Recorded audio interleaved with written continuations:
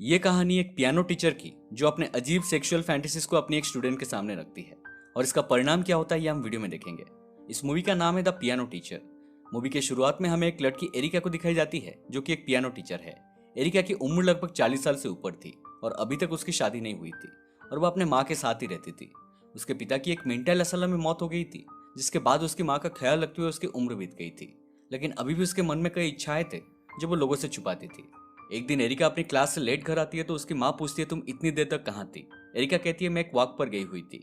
उसकी माँ कहती है, झूठ मत बोलो, सच बताओ तुम कहाँ थी। ये सुन के एरिका को गुस्सा आ जाता है और वो अपने ही माँ की बाल को नोच के उन्हें मारने लगती है। लेकिन कुछ देर बाद उसे अपनी गलतियों का एहसास होता है और उनके ऊपर हाथ उठाने के लिए वो उनसे माफी मांगती है। रात को सोते टाइम उसकी माँ उसकी एक स्टूडेंट एना के बारे में पूछती है। एरिका कहती है वो काफी टैलेंटेड है और बहुत जल्द सब कुछ सीख जाएगी। दरअसल एना की माँ उसे जबरदस्ती पियानो सीखने के लिए भेजती थी। उन्हें लगता था कि एना दिखने में इतनी अट्रैक्टिव नहीं है, इसलिए वो चाहती है कि एना पियानो सीख जाए। इससे वो अपनी टैलेंट से सबको इंप्रेस कर पाएगी। अगले दिन एरिका अपने मॉम के साथ एक फंक्शन में जाती है जहाँ लिफ्ट के पास उसे एक लड़का मिलता है, मगर वो लड़का लिफ्ट के अंदर घुसने से पहले ही एरिका गेट बंद कर देती है। वो लड़का सीढ़ी से ऊपर चढ़ता है और उनसे पहले पहुंच जाता है। इस लड़का का नाम था वॉल्टर और वो उस आदमी का भतीजा था जिसने फंक्शन ऑर्गेनाइज किया था। अंदर एरिका सबके सामने पियानो बजाती है और वॉल्टर उसे एक टक देखने लगता है। म्यूजिक खत्म होने के बाद वहां मौजूद सभी लोग उसकी तारीफ करने लगते हैं। इसके बाद सब लोग खाना खाने जाते हैं तो वॉल्टर एरिका के पास आता है और उसका खूब तारीफ करता है। दोनों म्यूजिक के बारे में काफी बातें करते हैं और वॉल्टर पूरी तरह से एरिका के ऊपर फिदा हो जाता है। डिनर खत्म होने के बाद वॉल्टर का अंकल उसे स्टेज पर बुलाते हैं और कहते हैं कि हालांकि वॉल्टर एक इंजीनियरिंग स्टूडेंट है और उसका म्यूजिक में काफी इंटरेस्ट है और वो उसे पियानो प्ले करने के लिए बोलते हैं। वॉल्टर काफी अच्छा पियानो बजाता है और एरिका के साथ साथ वहां मौजूद सभी लोग उसे एंजॉय करते हैं। अगले दिन एना की माँ एरिका से मिलने आती है और पूछती है कि वो क्यों एना को जुबली कंसर्ट में पियानो प्ले करने नहीं दे रही है। एरिका कहती है एना बहुत होनहार लड़की है, मगर अभी वो कंसर्ट में प्ले करने के लिए रेडी नहीं है। वो उसे और भी ज्यादा मेहनत करने बोलती है ताकि आगे चल के वो हर एक कंसर्ट में प्ले कर सकती है। इसके बाद एरिका एक डीवीडी स्टोर में जाती है जहां वो एक पॉर्न का सीडी लेती है और एक केबिन में जाके देखने लगती है। वहां नीचे रखा एक डस्टबिन में काफी सारे यूज किया गया टिश्यूज पड़े हुए थे जो कि उन लोगों की थी जो पहले वहां आ चुके थे। एरिका डस्टबिन से एक टिश्यू उठाती है और उसे सूंघने लगती है। दोस्तों, एरिका की उम्र 40 साल से भी ज्यादा थी और आज तक उसे शारीरिक सुख का आनंद प्राप्त नहीं हुआ था। इसलिए वो अक्सर ही डेविड स्टोर में आती थी और पॉर्न के जरिए अपने कुछ तमन्नाओं को पूरा करती थी। अगले दिन एरिका जब अपनी क्लास ले रही होती है तब वॉल्टर उसके क्लास में उसे मिलने आता है जो वहां एडमिशन लेने आया था। एरिका उसके ऊपर ज्यादा ध्यान नहीं देती और कहती है कि ऊपर के रूम से फॉर्म लेकर भर दे और ऑडिशन के लिए तैयार रहे। वॉल्टर भी ठीक ऐसे ही करता है। जब वॉल्टर की बारी आती है तब वो ऑडिशन रूम में जाकर ऑडिशन देता है और सभी टीचर्स को उसका म्यूजिक पसंद आता है। सब लोग उसके सपोर्ट में वोट करते हैं सिवाय एरिका के। वो उसके खिलाफ वोट करती है। वो कहती है कि उसे लगता है कि वॉल्टर म्यूजिक के लिए सीरियस नहीं है। दरअसल एरिका को थोड़ा थोड़ा आभास हुआ था कि वॉल्टर सिर्फ उसी के लिए ही यहाँ आया है। इसके बाद सिलेक्शन की रिजल्ट्स निकलती है जिसमें 9 बच्चों को सिलेक्ट किया गया था और वॉल्टर का नाम भी उसमें था। घर आकर एरिका बाथरूम में जाती है और बैग से एक ब्लेड निकालती है। फिर वो अपने बॉडी में नीचे एक कट लगाती है जिससे काफी खून बहने लगता है। तभी उसकी माँ की आवाज आती है तो वो खून साफ करके बाथरूम से निकल जाती है। दोस्तों, यहाँ हमें पता चलता है कि उसको अपने आप को तकलीफ पहुंचा के काफी सुकून मिलता था। अगले दिन एरिका उसी डीवीडी स्टोर में जाती है जहां वो अक्सर जाती थी, मगर इस बार उसे वहां उसकी एक स्टूडेंट मिलती है जो अपने कुछ दोस्तों के साथ आया हुआ था। वो लोग आपस में गंदी बातें कर रहे थे। अपने टीचर को सामने देखकर उसकी फटके चार हो जाती है, मगर एरिका उसे कुछ नहीं कहती।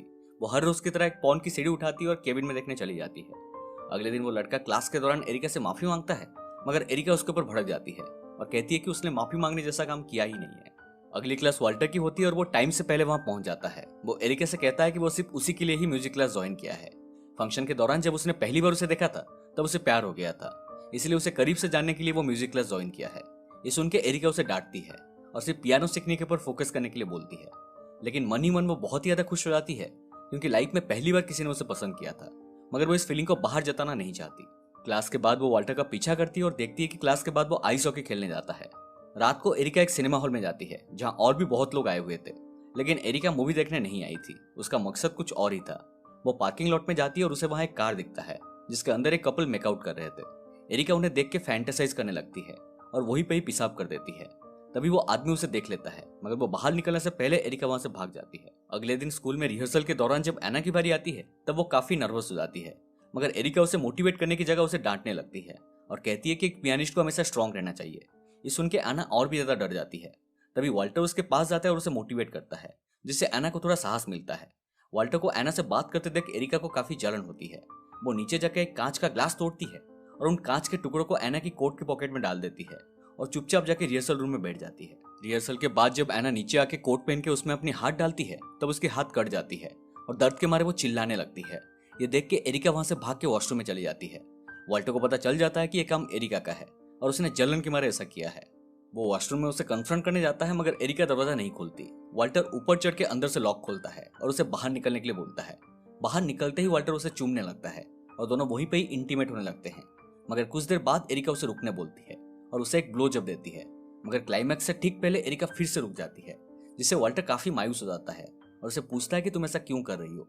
एरिका कहती है मैं तुम्हें एक लेटर दूंगी जिसमें कुछ रूल्स लिखे होंगे और तुम्हें उसे फॉलो करना है। वाल्टर के मुंह से अभी से ही हवा टपकने लगा था, इसलिए वो बिना कुछ पूछे हाँ बोल देता है। तब एरिका उसे क्लाइमैक्स का आनंद देती है और वो खुश होकर वहां से चला जाता है। अगले दिन क्लास में वाल्टर उसे पूछता है कि कल तुम मुझे किस करने क्यों नहीं दिए। ये सुन के एरिका उसे एक लेटर देती है और उसे घर जाके अकेले पढ़ने बोलती है।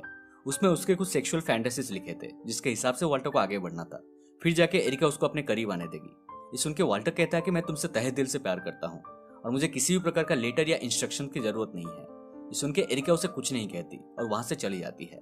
रात को जब एरिका अपने घर पहुंचती है तब वाल्टर भी वहां पर आता है और उसे फिर से चूमने लगता है। एरिका उसे फिर से रोक देती है और उसे वहां से जाने कहती है, मगर वाल्टर उसके पीछे पीछे उसके रूम में चला जाता है और दोनों दरवाजा अंदर से बंद कर देते हैं।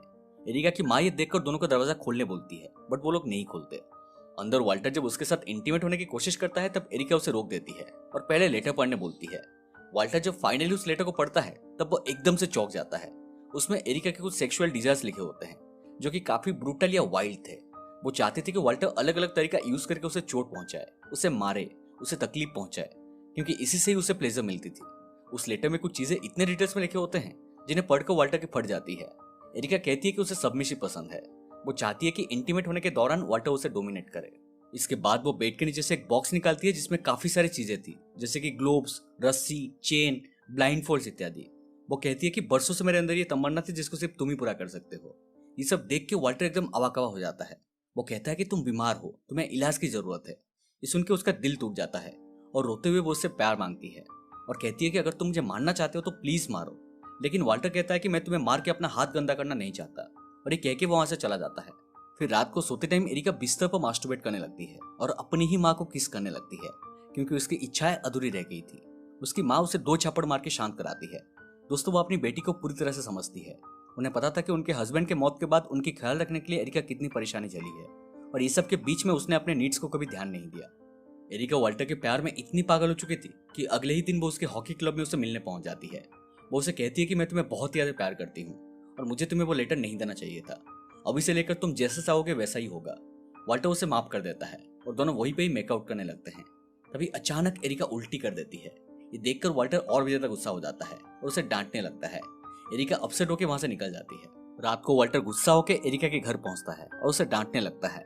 वाल्टर की आवाज सुनकर एरिका की माँ उठ जाते हैं और उसे रोकने की कोशिश करते हैं, मगर वाल्टर उन्हें जबरदस्ती धक्का देकर एक कमरे में बंद कर देता है। फिर वो आके एरिका को एक थप्पड़ मारता है और कहता है कि तुम तो यही चाहती थी ना कि मैं तुम्हें मारूं, अब तुम्हें कैसा लग रहा है। फिर वो उसे एक और जोरदार थप्पड़ मारता है जिससे वो नीचे गिर जाती है। फिर वो उसके मुंह पे एक किक मारता है जिससे उसके नाक से काफी खून बहने लगता है। एरिका उसे बार बार रुकने बोलती है, मगर वाल्टर एक जानवर बन गया था। एरिका की बातों पर उसके ऊपर कोई भी फर्क नहीं पड़ रहा था। फिर वो घायल एरिका के साथ जबरदस्ती करने लगता है और उसका काम पूरा होने के बाद वो वहां से निकल जाता है। अगले दिन जुबली कंसर्ट का दिन होता है, जहाँ एरिका अपने बैग में एक चाकू रखती है और अपनी माँ के साथ कंसर्ट में पहुंचती है। जब वहां वाल्टर पहुंचता है तो एरिका से कहता है कि उसकी परफॉर्मेंस देखने के लिए वो काफी एक्साइटेड है और ऐसे बिहेव करता है जैसे मानो सब कुछ नॉर्मल है। उसके जाने के बाद एरिका अपने बैग से चाकू निकालती है और रोते हुए खुद को स्टैब करती है और कंसर्ट से बाहर निकल जाती है और इसी के साथ मूवी यहीं पर खत्म हो जाती है। तो ये थी पियानो टीचर की पूरी कहानी। आई नो कि इसकी कहानी थोड़ी डिस्टर्बिंग है।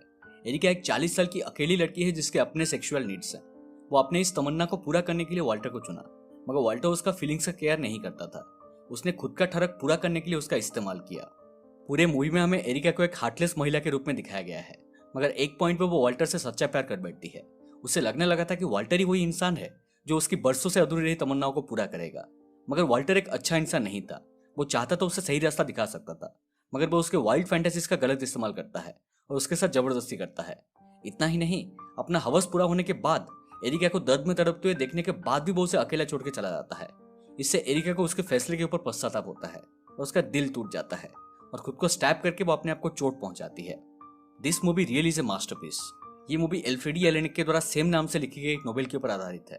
इसकी IMDb रेटिंग है 7.5 आउट ऑफ 10 और रिलीज होने के बाद अब तक ये मूवी काफी अवार्ड जीत चुकी है। उम्मीद करता हूँ कि आपको ये एक्सप्लेनेशन पसंद आई हो। अगर पसंद आए तो प्लीज हमारे चैनल को सब्सक्राइब करके हमें सपोर्ट कीजिए और साइड वाला बेल आइकन को भी दबा दीजिए, क्योंकि हम ऐसे ही इंटरेस्टिंग एक्सप्लेनेशन लाते रहते हैं। मिलते हैं अगले वीडियो में, तब तक stay home and take care.